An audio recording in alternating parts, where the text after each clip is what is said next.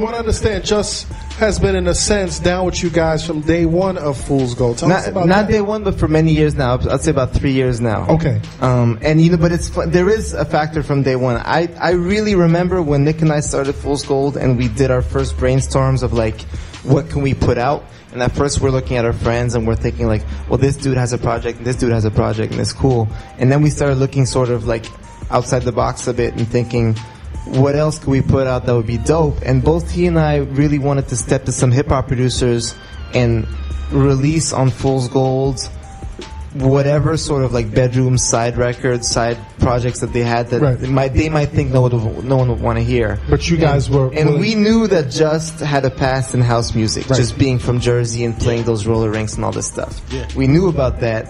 And I knew Just a little bit at that point just from the Kanye shit. And just whatever, you know, running into those circles. You guys are in the same circles. Yeah, so I'd met him a few times. I had his contact or whatever. But we weren't tight just yet.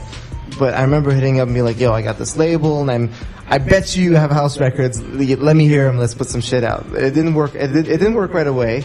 But after a little while, after 2 or 3 years of Fool's Gold growing organically and becoming an actual movement and everything, one day we decided to... We do these holiday parties in New York. Every year, right before Christmas, we organize... I'm coming to this one. Yes, you should. No, we are. Yes, the last one had OG Ron C and A-Trak. Yeah. It was dope. So, in December, we do a party, and a summer backyard party, too. Yeah, there's that, too. That's day off. There's a couple parties we do every year. Everything. Yes, so we're organizing this holiday party, and we decided to book Just Blaze. And we had this idea, this was like 3 years ago, we had this idea, let's have Just Blaze come do a house set. Right. And I hit him up, and he was psyched, like he was excited. He's like, yo, no one asked me to play a house set. I love house music.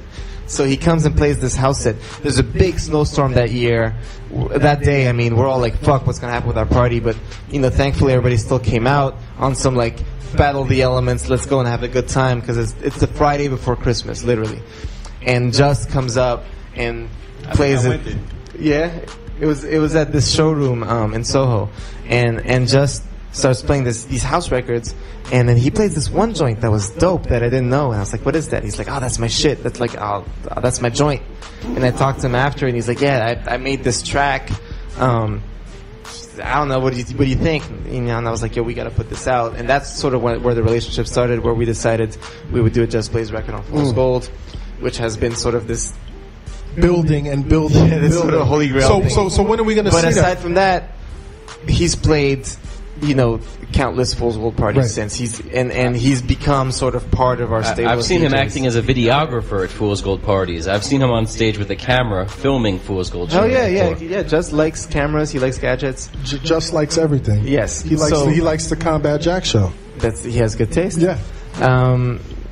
But you know, I think, you know, we're kindred spirits, music lovers, hip hop heads who also like house and like just love to DJ and just love good music, and that's how we became homies. But so now it seems like the momentum is even picking up even more.